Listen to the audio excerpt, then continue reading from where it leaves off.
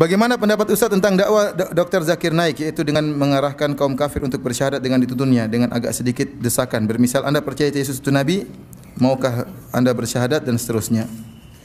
Saya tidak tahu tentang, saya tidak hadir, saya tidak tahu juga tentang metode beliau ya. Sehingga saya tidak bisa menghukumi ya. Tapi dengar berita-berita yang indah yang saya dengar bahwasanya banyak yang masuk Islam, alhamdulillah saya senang. Tapi saya tidak tahu bagaimana cara beliau menuntun syahadat ya. Wallahu a'lam bishawab. Bagaimana batasan membuat tema sebuah kajian? Apakah diperbolehkan menggunakan judul-judul film populer untuk sebuah kajian game?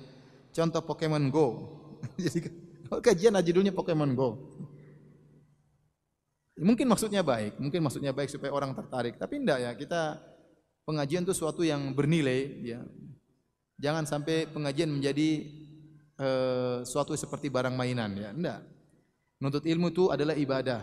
Maka kita harus berikan dengan syiar-syiar yang terhormat. Ya, syiar-syiar yang terhormat. Judul-judul pun yang baik dan jelas. Ya. Saya tahu maksudnya baik supaya orang tertarik. Tapi saya rasa kurang pantas menjadikan pengajian yang itu adalah ibadah. Pengajian itu ibadah atau bukan? Ibadah. Kemudian kita pasang dengan nama-nama yang kurang apa? Yang seakan-akan mainan Pokemon Go atau yang lainnya. Makanya saya kurang setuju. Sebaiknya ditinggalkan. Ustadz, apakah ada orang liberal yang bertobat? Memang susah orang liberal bertobat karena syubhatnya ribuan syubhat di otaknya. Tetapi ada seorang teman yang pernah menulis dia dulu liberal, kemudian dia sadar. Ada. Ya. Antum bayangkan kalau antum berdebat sama orang liberal. Contohnya antum berhadapan dengan Ulil. Wahai Ulil, Nabi kan bilang gini, expired. Ente ngomong apa saja sampai ngiler dia ada syubhat di kepalanya, mah. Kecuali Allah beri hidayah kepada dia. Karena ente mau sebut dalil, mau sebut ayat, itu kan tekstual. Saya punya tafsir kontekstual. Enggak akan selesai. Susah debat sama mereka. Itu kan menurut kamu, kacamata saya berbeda. Enggak akan nyambung. Kecuali Allah beri hidayah kepada mereka. Apakah hidayah hanya bisa ditunggu sementara ada yang bilang hidayah harus dijemput? Bagaimana pandangan Islam terhadap itu? Seorang berusaha ya. Seorang berusaha untuk mencari kebenaran. Seorang berusaha meminta hidayah kepada Allah Subhanahu wa taala ya. Kata Allah Subhanahu wa taala, "Walladzina jahadu fina lanahdiyannahum subulana wa innallaha lama'al muhsinin." Orang-orang yang berusaha untuk menempuh jalan-jalan kami akan bukakan jalan-jalan kami. Jadi seorang berusaha ya, seorang berusaha. Ya, menunggu hidayah di rumah saja, yang kalau mau dapat hidayah ngaji, ikut pengajian ya. Kalau bersalah beristighfar, bertobat kepada Allah, itu namanya cari hidayah. Ya, tapi kalau di rumah saja enggak mau ikut ngaji, kemudian tunggu hidayah ke neraka jahanam kalau begitu. Ya, harus berusaha gimana? Orang yang berusaha saja kadang-kadang tidak dapat hidayah, apalagi yang tidak berusaha. Bagaimana dengan kedua orang tua Nabi sallallahu alaihi wasallam karena beliau berdua meninggal ketika anaknya belum diangkat jadi nabi. Ya, inilah di antara pendapat yang diungkapkan oleh Suyuti dan yang lainnya bahwasanya mereka meragukan bahwasanya kedua orang tua Nabi meninggal dalam kondisi apa? Musyrik. Karena mereka berdalil bahwasanya kedua orang tua Nabi hidup di masa fatrah. Masa fatrah itu adalah masa sebelum diutus Nabi berikutnya. Ya, Nabi Isa alaihissalam Rasulullah SAW lahir pada tahun sekitar 671 apa? Masehi. Nabi Isa umurnya ya kira-kira 600 tahun antara Nabi dengan siapa? Nabi Isa. Setelah Nabi Isa meninggal dunia, tidak ada Rasul yang lain kecuali siapa? Rasulullah. Berarti 600 tahun itu masa apa? Masa fatrah. Ya, menurut mereka orang yang hidup di masa fatrah tidak ada yang masuk neraka. Orang yang hidup di masa fatrah tidak ada yang masuk neraka. Karena Allah berfirman, "Wa ma kunna mu'adzibina hatta nab'atsa rasula." Kami tidak mungkin mengazab sampai kami mengutus seorang rasul. Para ulama telah menjelaskan ayat ini, dan ini dijelaskan oleh Imam Nawawi rahimahullahu taala dan yang lainnya. Bahwasanya kami tidak akan mengazab sampai diutus Rasul atau orang yang mewakili Rasul atau selama ajarannya masih ada. Oleh karenanya, ajaran tentang tauhid yang ditinggalkan oleh Nabi Ismail alaihissalam di kota Mekah, ditinggalkan oleh Nabi Ibrahim, masih tersisa. Meskipun Nabi Muhammad belum diutus. Oleh karenanya, di zaman fatrah tersebut ada orang-orang dikenal dengan Al-Ahnaf, yaitu orang-orang yang bertauhid tidak melakukan kesyirikan. Di antaranya Waraqah ibn Naufal. Waraqah ibn Naufal beragama Nasrani tapi dia tidak berbuat syirik. Sehingga dia meninggal dalam kondisi muslim. Rasulullah mengabarkan, "La tasubbu Waraqah." Jangan kalian mencaci maki Waraqah, sungguhnya aku melihat bagi Waraqah surga, satu surga atau dua surga. Jadi dia meninggal dalam masuk surga. Ya, sebaliknya ada orang-orang yang divonis oleh Nabi dalam neraka jahanam meskipun di masa fatrah. Contohnya siapa? Contohnya Amr bin Luhai al-Khuzai. Kata Rasulullah SAW, aku melihat Amr bin Luhai al-Khuzai di neraka jahanam. Sahih Bukhari. Kenapa?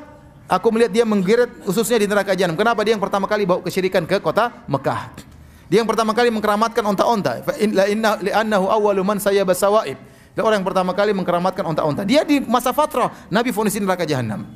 Contohnya Abdullah bin Jud'an tadi saya sebutkan dalam Sahih Muslim. Hidup juga di masa fatrah. Sebelum Rasulullah SAW diangkat menjadi Nabi. Dan Nabi mendapati dia dan dia baik. Aisyah bertanya, "Hal yanfa'u dzalik ya Rasulullah?" Abdullah bin Jud'an dahulu memberi makan kepada fakir miskin, kemudian dahulu menyambung silaturahmi, menjamu tamu, apakah bermanfaat? Kata Nabi, tidak bermanfaat. La yanfa'u dzalik, tidak bermanfaat. Lam yakul yauman qat rabbi ghfirli khati'ati yaumaddin. Tidak pernah dia berkata, ya Allah ampunilah dosa-dosaku pada hari kiamat kelak. Di neraka jahanam. Sama. Ya. Sahabat yang datang kepada Nabi, ya Rasulullah, ayahku di mana? Kata Rasulullah, inna abaka finnar, ayahmu di neraka jahanam. Ya. Sama. Bapaknya juga di masa jahiliyah. Ya. Belum mendapati Nabi SAW diangkat sebagai seorang Rasul. Jadi banyak orang-orang seperti tadi Hatim At-Ta'i. Ya. Anaknya bertanya, ya Rasulullah, ayahku bagaimana? Dulu sering bersedekah, sering dermawan. Kata Rasulullah SAW, tidak bermanfaat. Karena abuka yaf'alu dzalik, yuridu syai'an fa adrakahu. Ayahmu dahulu melakukan demikian karena ingin sesuatu, ingin dipuji dan dia mendapatkannya. Ternyata ada orang-orang yang divonis oleh Nabi dalam hadis-hadis yang sahih Bukhari dan yang lainnya, dan mereka hidup di masa fatrah divonis oleh Nabi masuk neraka jahanam. Menunjukkan sebenarnya masih ada sisa agama tauhid. Dan di antara orang-orang divonis oleh Allah Subhanahu wa taala meninggal dalam kondisi musyrik, di antaranya ibunya Nabi dan ayahnya Nabi sallallahu alaihi wasallam. Saya pun ingin ayah dan ibu Nabi di surga, saya juga ingin. Tapi Nabi yang bilang, ya, ayahnya di neraka. Nabi yang dilarang, yang bilang saya dilarang untuk mohon ampun kepada ibu saya. Apakah saya mendustakan Nabi sallallahu alaihi wasallam? Orang yang mengatakan, oh maksudnya demikian, ditakwil itu silakan Anda mentakwil. Saya mengambil zahirnya hadis. Ini pendapat jumhur ulama. Demi Allah, kalau saya boleh ada dalil yang mengatakan ayah ibu Nabi di surga, saya akan mengatakan. Saya akan mengatakan, tapi saya tidak berani mengatakan karena hadis Nabi mengatakan demikian. Kemudian para ulama juga jumhur ulama, tadi saya katakan bahkan ada yang mengatakan ijma. Kesepakatan ulama mengatakan demikian. Masa saya mau melanggar? Kalau ada yang mengatakan ayah ibu Nabi di surga, dia hidup kembali kemudian masuk Islam lagi, baru meninggal dunia, kita katakan hadisnya lemah. Ya. Dan itu pendapat Suyuti belakangan. Adapun ulama-ulama sebelumnya mengatakan kedua orang tua Nabi meninggal dalam kondisi apa?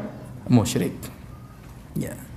Oleh karenanya para hadirin Allah Subhanahu wa taala, jadi benar memang kedua orang tua Nabi meninggal di masa fatrah, tetapi kita katakan ada orang-orang yang hidup di masa fatrah, meninggal di masa fatrah divonis oleh Nabi di neraka jahanam. Tadi di antaranya Amr bin Al-Khuzai, saya sebutkan Abdullah bin Jud'an, di antaranya Adi bin Hatim At-Ta'i, ayahnya Adi bin Hatim, ya.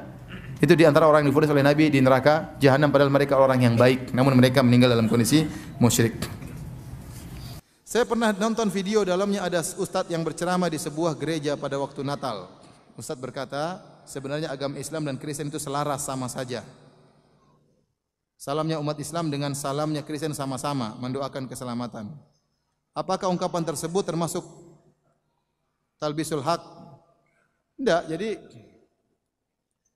kita kalau berdakwah sama orang non-muslim, benar, di antara setiap agama ada kesamaan, sama-sama menyuruh kepada kebaikan. Tapi ada perbedaan yang sangat prinsip yang menjadikan agama itu berbeda, yaitu antara tauhid dengan syirik. Oleh karena di antara tafsiran Fawailul lil Musallinnya orang-orang liberal, dan ini antum bisa baca dalam buku Fikih Lintas Agama karangan Khalis Majid dan kawan-kawan, tapi sebaiknya antum enggak usah baca, ya. Dia berdalil dengan firman Allah, "Qul ya ahlal kitabi ta'alau ila kalimatin sawa'in bainana wa bainakum."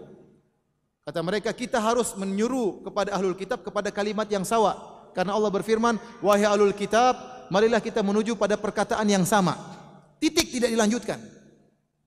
Kemudian mereka tafsirkan perkataan sama tersebut adalah sama-sama menyuruh kepada keadilan, sama-sama menyuruh kepada kemanusiaan, sama-sama menyuruh kepada kebersamaan, sama-sama menyuruh kepada kesamaan. Padahal kalau dilanjutkan, maksudnya kalimat yang sama itu sama-sama bertauhid.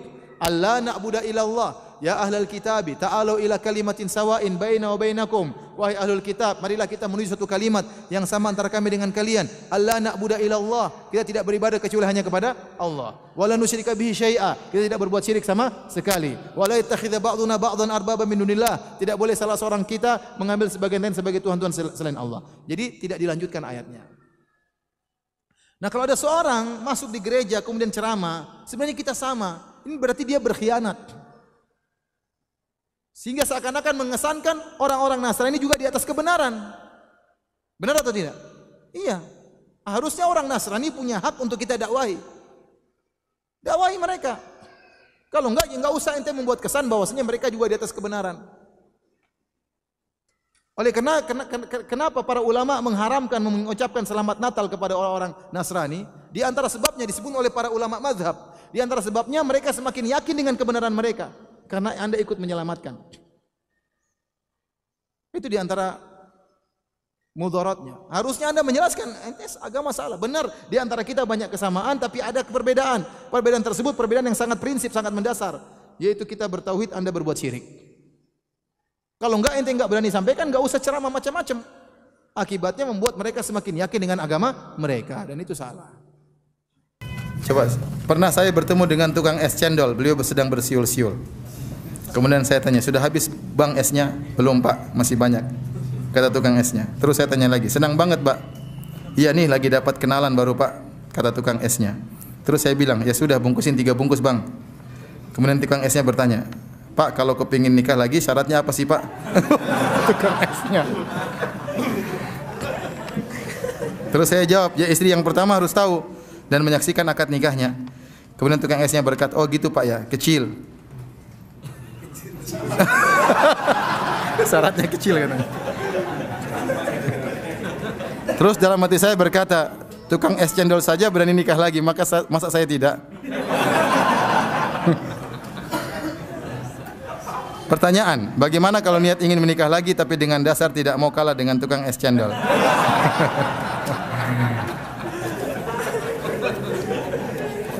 Ingat kalau mau nikah lagi, intinya harus apa? Harus punya ilmu, punya kemampuan, ya. Punya ilmu dan punya kemampuan. Karena sebenarnya masalah poligami itu bukan perkara yang sederhana, perkara yang sangat sulit dan sangat berat. Ya, bagaimana bisa mengatur 2 istri, 3 istri itu tidak mudah. Ya. Oleh karena seorang tatkala ingin berpoligami, ya pertama harus punya modal, ya, bukan cuma modal nekat. Modal bersaing dengan tukang es. Harus punya modal. Yang kedua harus punya ilmu, ya. Belajar fikih nikah, ya. Belajar fikih cerai, ya. Hati-hati lagi emosi karena banyak poligami ujung-ujungnya perceraian. Ini sangat menyedihkan. Sehingga membuat para wanita semakin takut untuk dipoligami karena banyak ujungnya adalah apa? Perceraian. Maka seorang belajar dengan baik. Jangan belum belajar fikih nikah langsung fikih poligami. Terlalu jauh. Fikih nikah dulu, fikih cerai, fikih macam-macam. Bagaimana muasyaratul ahl, bagaimana bergaul dengan istri, berbuat baik, setelah itu baru belajar fikih poligami. Kalau sudah terpenuhi pada dirinya kemampuan ekonomi, oke. Kemudian dia punya leadership juga, kepemimpinan juga, oke. Kemudian punya ilmu, oke, silakan poligami. Itu syariat Allah Subhanahu wa taala. Makanya saya sering sampaikan, poligami adalah syariat yang indah, tapi tidak semua bisa melakukannya. Tidak semua bisa melakukannya. Ada orang poligami tapi tidak punya kepemimpinan. Ya. Takut melulu, ya. Begini, akhirnya apa? Akhirnya berantem istrinya, akhirnya dia pun menceraikan salah satu istrinya. Ya, tidak punya modal, ya. Ya, ada orang punya modal uang tapi tidak punya modal mental. Ini juga tidak bisa poligami. Jadi harus punya mental yang kuat dan juga punya modal yang kuat, ya. Dan punya ilmu. Kalau sudah terkumpulkan kepadanya 3 perkara ini, ya, punya harta ada, kemudian punya leadership, kepemimpinan juga ada, kemudian punya ilmu, maka silakan poligami. Silakan poligami. Nah, Ustaz kapan poligami? Wallahu alam. Itu urusan saya, enggak usah urusan nanti. Apakah ada dalam sejarah bahwa Nabi menyolatkan Raja Heraklius? Enggak ada. Yang ada itu Raja Najasyi yang ada di negeri Habasyah yang pernah melindungi orang-orang kaum muslimin. Dia Nasrani tapi dia baik. Rasulullah mengatakan ada raja yang adil, maka berhijrahlah kalian ke sana. Maka para sahabat berhijrah jadi hijrah ada 3 kali. Pertama hijrah ke negeri Habasyah, hijrah kedua ke negeri Habasyah, hijrah ketiga baru ke Madinah. Waktu berhijrah pertama kali ke negeri Habasyah, Raja Najasyi masih Nasrani. Ya. Kemudian dipanggillah Ja'far bin Abi Thalib radhiyallahu anhu. Kemudian Ja'far bin Abi Thalib menerangkan tentang Islam. Dan dia membacakan surat Maryam sampai akhirnya Raja Najasyi pun menangis. Itulah awal dia kemudian masuk apa? Masuk Islam. Waktu dia masuk Islam, jadi ini dalil bahwasanya seorang boleh berhijrah dari suatu negara kafir yang di situ Islam diintimidasi menuju negara kafir yang lebih baik. Paham? Para sahabat berhijrah dari Mekah, itu negara kafir waktu itu, dikuasai oleh orang kafir dan ada berhala di situ banyak disembah. Pergi ke negeri Habasyah. Negeri Habasyah negeri kafir atau bukan? Negeri kafir. Tapi di situ masih lebih apa? Tenteram, masih lebih baik. Ya. Kemudian Raja Najasyi akhirnya masuk Islam. Waktu dia masuk Islam, dia tidak bisa merubah kondisi. Dia tidak bisa berhukum dengan hukum Allah. Tidak mampu. Dia tidak bisa berhukum dengan hukum apa? Allah. Kenapa? Rakyatnya semuanya Nasrani. Kalau dia menyatakan Islam berhukum dengan Allah, dia akan digulingkan dan macam-macamnya. Tapi dia masuk Islam. Akhirnya waktu dia meninggal dunia tidak ada yang menyolatkannya. Tidak ada yang menyolatkannya di negeri Habasyah, maka Nabi pun menyolatkan Raja Najasyi dengan solat apa?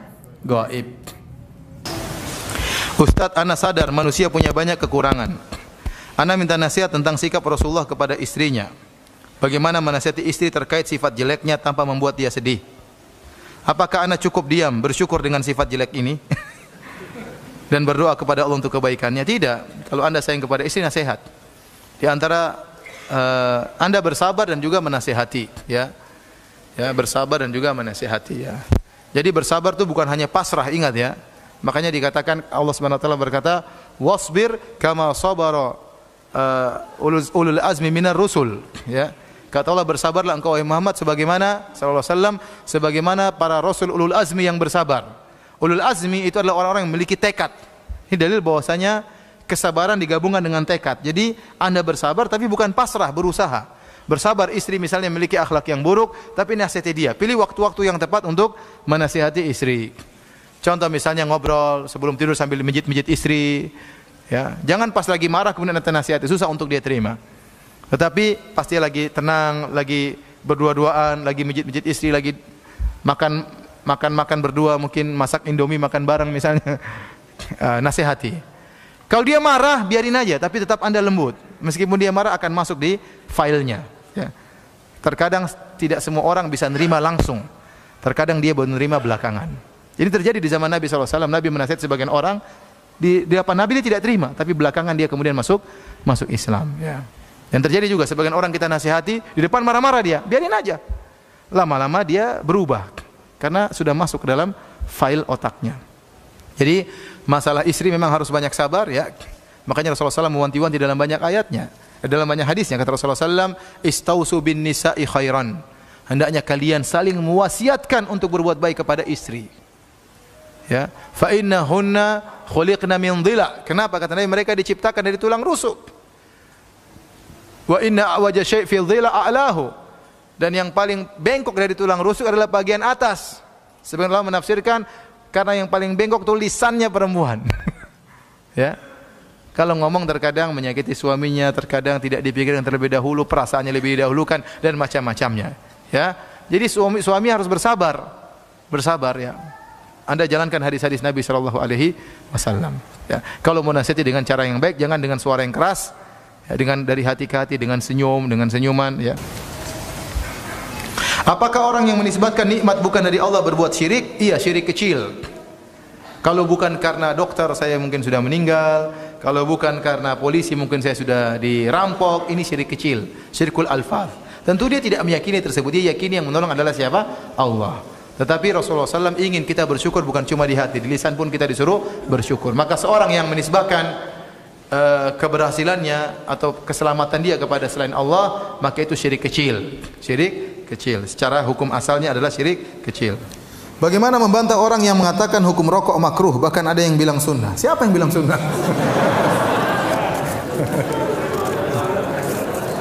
Ada konon, ada yang bilang, ada sebagian ustadz atau sebagian kiai mengajar pengajian, dia bilang rokok ini wajib bagi saya. Kalau saya tidak ngerokok, saya tidak bisa ngajar. Itu namanya kecanduan. Sama ada orang kalau nggak morfin dia stres.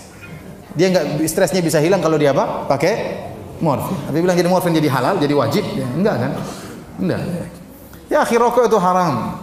Ya, saya termasuk orang yang paling terganggu dengan rokok. Ya, kalau orang tidak biasa merokok itu sangat stres dengan orang yang merokok. Ya, kata Nabi SAW, la darar wa la dirar. Tidak boleh memberi kemudaratan kepada diri sendiri dan tidak boleh juga memberi kemudaratan kepada orang lain. Ad-dararu yuzal.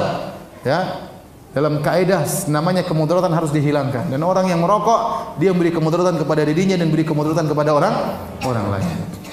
Ya. Misalnya di hotel terganggu, ada orang merokok di samping kamar kita luar biasa, asapnya masuk ke subhanallah, asap rokok itu bisa masuk ke sela-sela ya. Rokok sebelah masuk ke kamar kita. Ini kemarin saya di Mekah seperti itu. Sampai istri saya sampai kita apa istri saya setengah mati lagi. Apa ada asap rokok kurang ajar ya. Sebelah merokok orang Indonesia.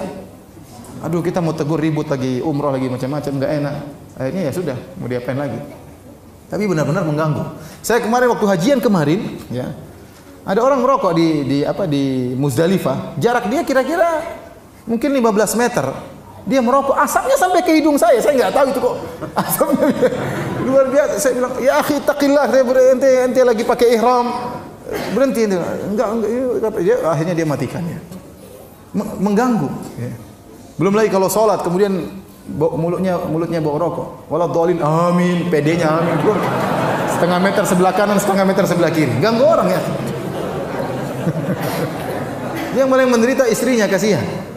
Ente kalau merokok yakinlah haram. Jangan ente bilang sunnah.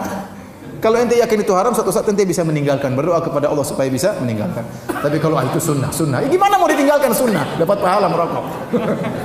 Ini ngawur seperti ini. Apalagi wajib, bukan cuma sunnah. Hukumnya apa? Wajib. Saya sering sampaikan, rokok itu hukumnya haram, maka tidak ada orang yang merokok bilang apa? Bismillah. Enggak ada. Dan tidak ada orang setelah merokok bilang alhamdulillah. Enggak ada. Karena hati dia enggak enak sama malaikat. Masa merokok bilang apa? Bismillah. Pak Ustaz, tadi kan Pak Ustaz bilang kalau kita bersyukur itu harus banyak berzikir. Bolehkah berzikir saat sedang kajian tapi zikirnya hanya sebatas kita sendiri yang mendengar? Dan bolehkah berzikir saat sedang apa saja? Ya, selain di toilet. Terima kasih, mohon penjelasan. Iya. Kita waktu menghadiri kajian ya, sebaiknya kita konsentrasi ya. Kalau ternyata zikir kita mengganggu konsentrasi kita, maka ini mengganggu tujuan dari apa? Kajian ya. Oleh karena tatkala orang menghadiri khutbah Jumat, jangan berzikir sendiri karena dia sedang mendengar zikir. Fas'au ila dzikrillah. Khutbah Jumat itu zikir. Ya, khutbah Jumat apa? Zikir. Maka dia karena itu mengingatkan kepada Allah Subhanahu wa taala. Ya. Tapi kalau dia bisa hatinya bisa dua sambil berzikir bisa ikut pengajian ya enggak apa-apa, enggak ada yang larang ya. Tapi sebaiknya konsentrasi ya, karena para ulama dahulu waktu menghadiri kajian mereka mendengar dengan baik karena ilmu itu butuh untuk diresap, untuk dipahami ya, untuk dicari apa yang tidak dipahami, untuk ditanyakan ya. Adapun di mana-mana silakan berzikir. Di antara ibadah yang pahalanya banyak yang dilalaikan oleh banyak orang adalah zikir. Zikir itu ibadah yang paling mudah. Anda jadi mobil berzikir, subhanallah, astagfirullah, alhamdulillah ya. Anda di pesawat bisa berzikir. Di mana saja bisa berzikir. Namun banyak orang yang tidak berzikir. Kalau saya di Arab Saudi, saya sering dengar orang banyak berzikir. Orang tua sambil jalan astagfirullah, astagfirullah, sambil jalan ada yang ya subhanallah, alhamdulillah. Kita dengar dia berzikir. Ya, banyak. Di sini ibadah seperti itu kurang hidup, ya, kurang hidup ya. Kenapa? Terkadang kita malu mau berzikir ya. Ya, kita saja kalau saya nemani syekh misalnya dalam mobil, berzikir syekh. Subhanallah, alhamdulillah, kita dengar berzikir. Kita kalau dalam mobil mau berzikir enggak enak, ngobrol ya teman, ngobrol, zikir pagi lewat, zikir petang lewat, ya, ngobrol terus. Ya. Mau kita berzikir diajak ngobrol terus sama teman, ya. Mau kita berzikir sendiri enggak, tapi kalau masing-masing berzikir ya alhamdulillah. Kita berzikir, teman yang lain ngerti, ikut juga berzikir. Maka jangan pekeuh untuk berzikir. Nanti insyaallah dia tahu, ya. Ya. Kadang-kadang saya bawa salat, assalamualaikum, assalamualaikum, saya, subhanallah, subhanallah. Ustaz saya mau tanya. Subhanallah, Ustaz saya mau tanya. Iya, apa pertanyaanmu? Enggak enak terkadang saya bilang, maaf saya masih zikir, jangan diganggu. Tapi terkadang kasihan mungkin dia punya keperluan apa-apa, ya. Ya udah, saya stop zikir saya, kemudian saya jawab pertanyaannya. Bagaimana menyanggah pernyataan orang yang tidak percaya dengan Allah, dengan rezeki Allah, yang mengatakan bahwasanya rezeki Allah tidak dijamin. Buktinya banyak orang kelaparan di Afrika. Banyak orang yang kelaparan di Afrika. Kita bilang ya rezekinya segitu. Rezekinya apa? Segitu. Ya. Sebagaimana ada orang yang kaya raya tiba-tiba meninggal, ya rezekinya segitu. Harta banyak tersebut bukan rezekinya. Dia hanya bisa merasakan sebagian, kemudian dia apa? Meninggal. Ternyata harta yang dia kumpulkan selama ini bukan untuk dia, tapi untuk apa? Orang lain. Ya. Ya, itu urusan Allah Subhanahu wa taala.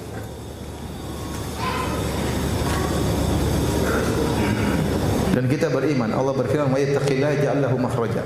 Barang siapa bertakwa kepada Allah, maka Allah berikan jalan keluar. Wa yarzuquhu min haitsu la yahtasib. Dan Allah akan beri rezeki dari arah yang tidak dia sangka-sangka. Banyak di antara teman-teman yang dahulunya sebelum menikah miskin, setelah menikah punya anak, rezekinya bertambah, iya tidak? Iya atau tidak? Iya. Kebanyakan antum setelah punya istri, punya anak, rezekinya bertambah atau tidak? Bertambah, ya. Karena Allah berikan kepada buat istrinya, buat anak-anak, ya, dan lain. Ustaz, pada saat tidur ruh itu di mana? Para ulama menjelaskan bahwasanya ruh masih dalam jasad, tetapi ruh itu entah kemana-mana, tapi dia masih punya hubungan dengan apa? Jasad. Karena kalau ruh tersebut lepas dari jasad, kata para ulama, itu meninggal dunia. Ya. Tapi hakikat ruh waktu sedang berjalan tatkala sedang tidur kemana-mana kita tidak tahu. Ya.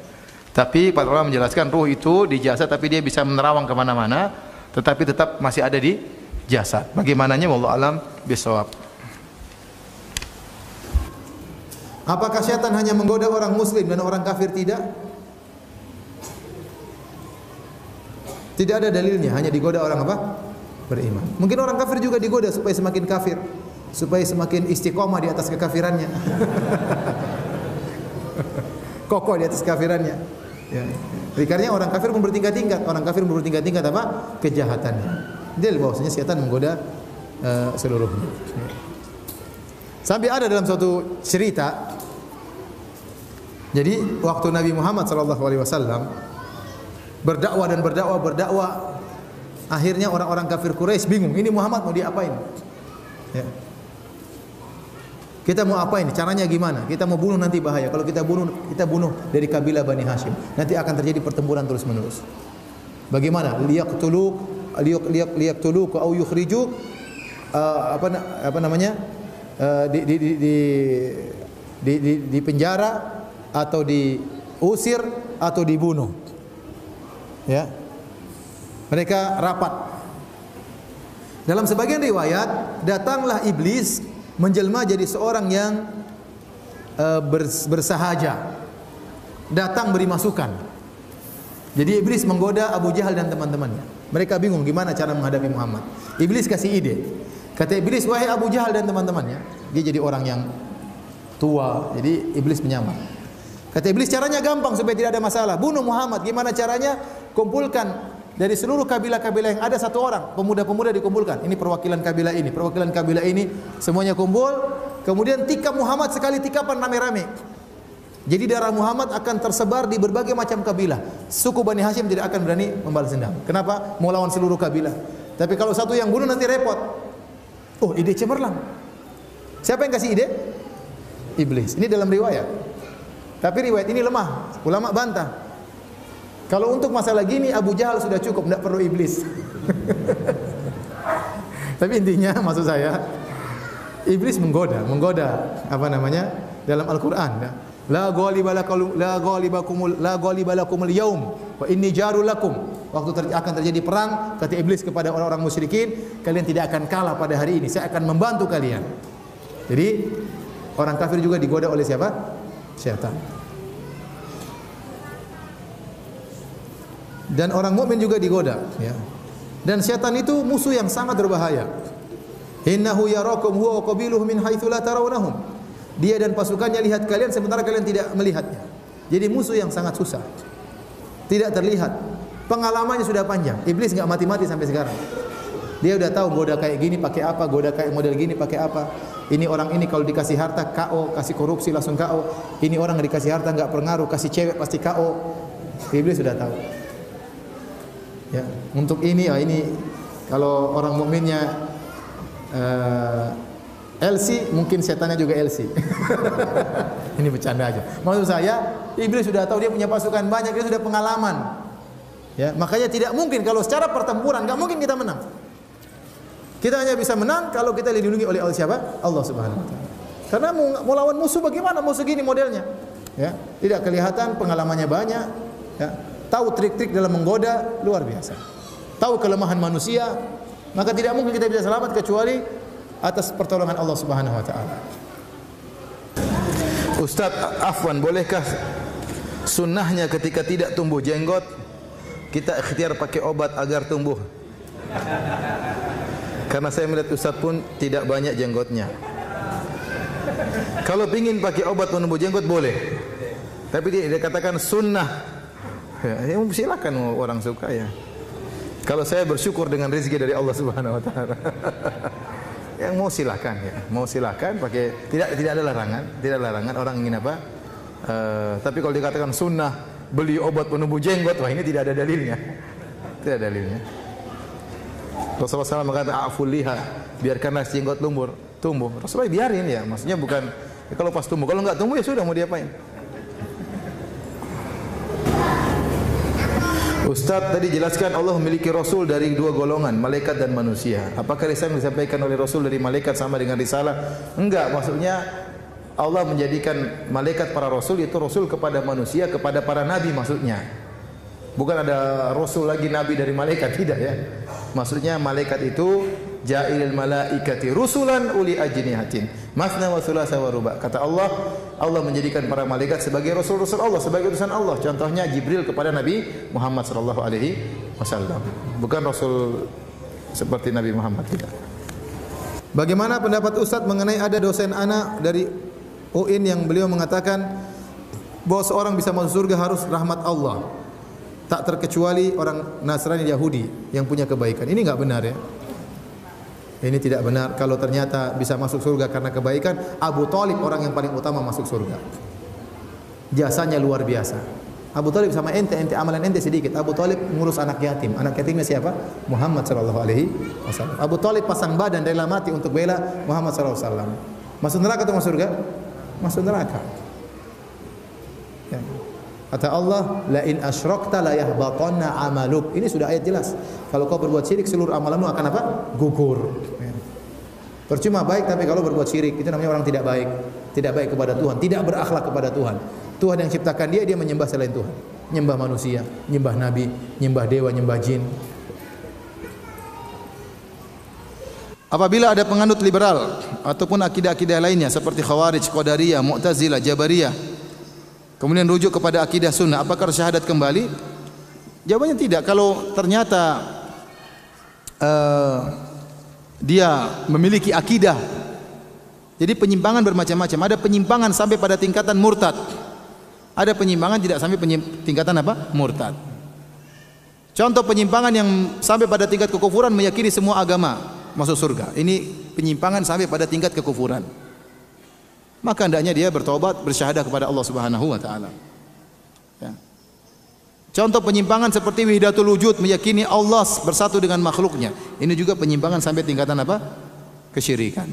Ada penyimpangan-penyimpangan tidak sampai pada kesyirikan seperti penyimpangan Khawarij ya, dan yang lainnya, itu tidak sampai pada tingkatan kesyirikan. Hanya bertobat kepada Allah sudah cukup. Apakah bangsa jin juga masuk surga? Iya, jin masuk surga, jin masuk neraka.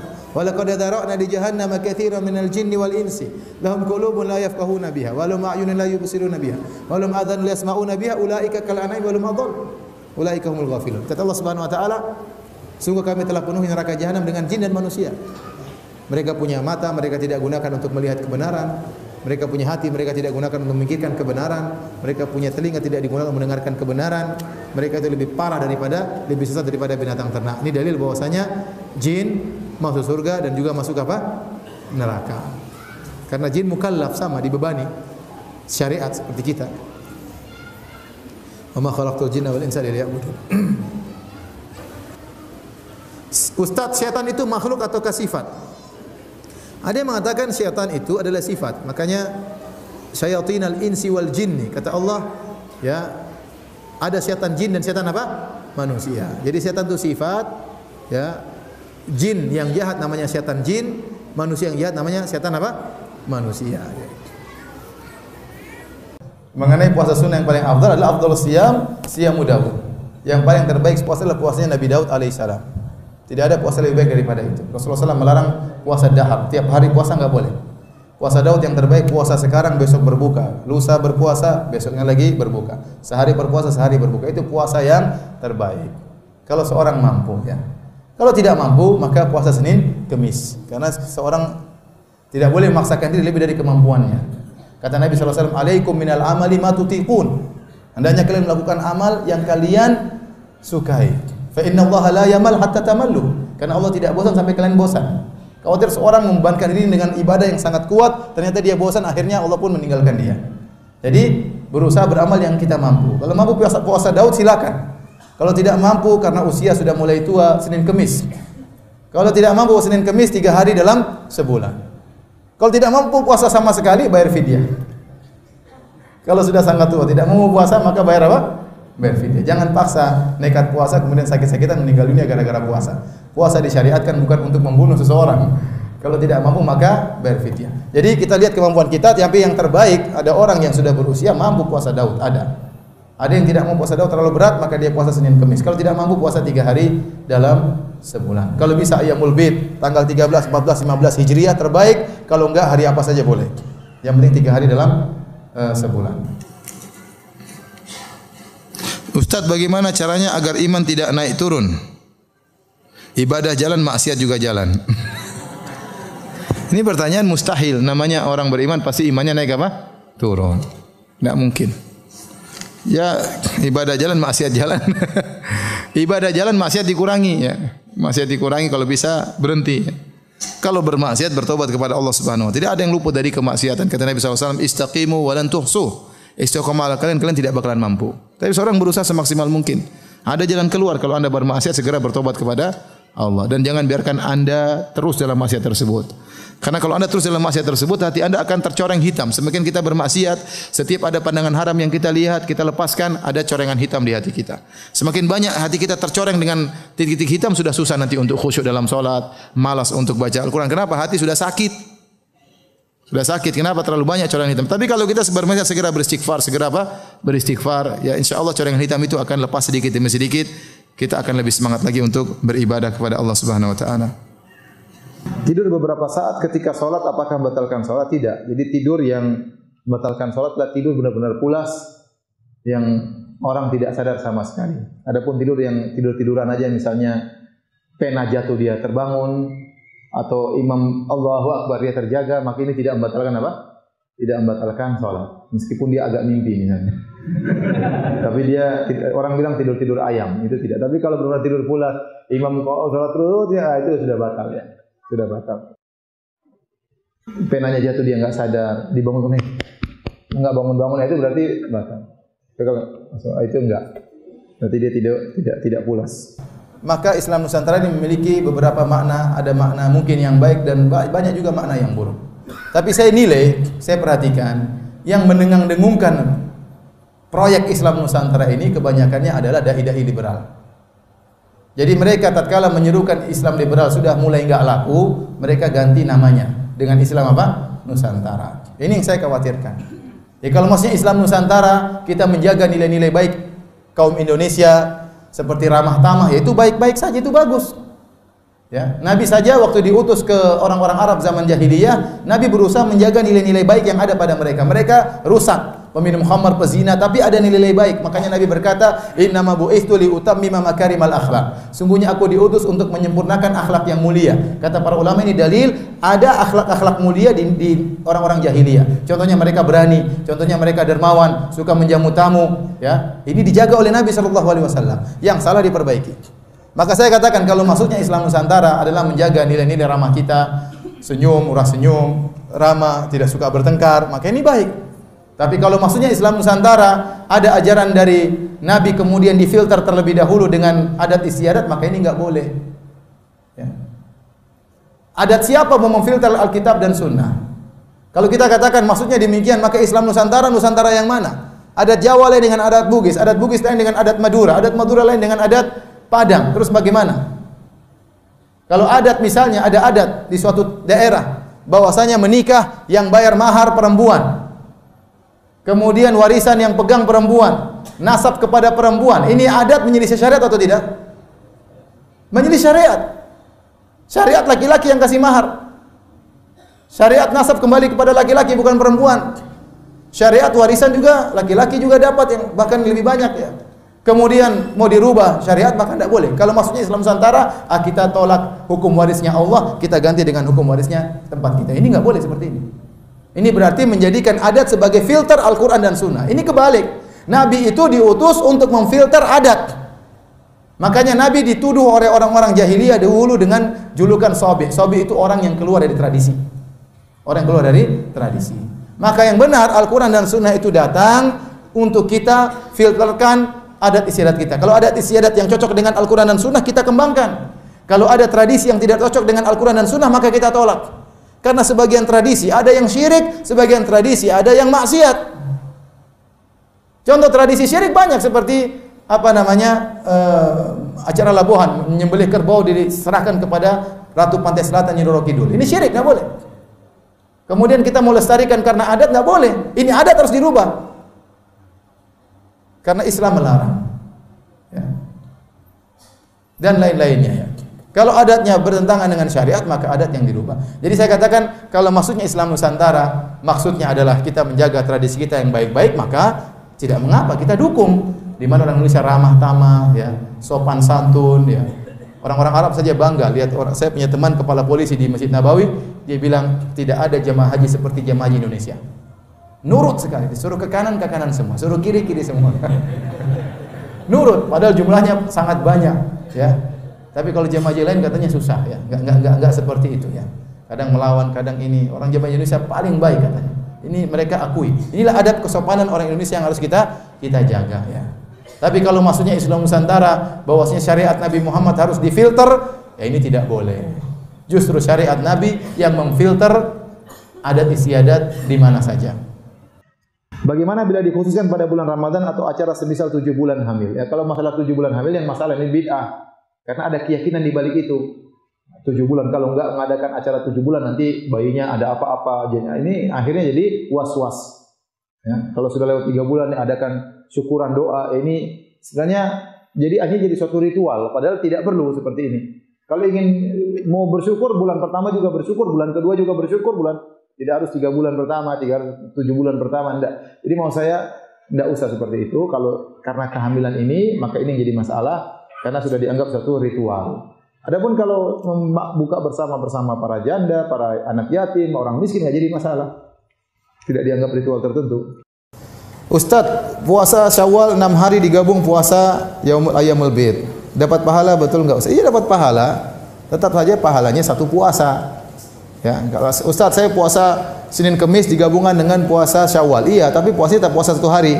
Jangan dianggap dapat pahala puasa dua hari. Tapi Anda dapat kemuliaan karena Rasulullah SAW suka berpuasa Senin dan Kemis. Ada keutamaan yaitu pada hari tersebut amal diangkat. Jadi orang yang menyengajakan puasa Syawal Senin Kemis enggak apa-apa, dia dapat keutamaan lebih daripada hari biasa, tetapi tetap puasanya dihitung satu hari. Paham enggak? Bukan dianggap dapat puasa dua hari, enggak.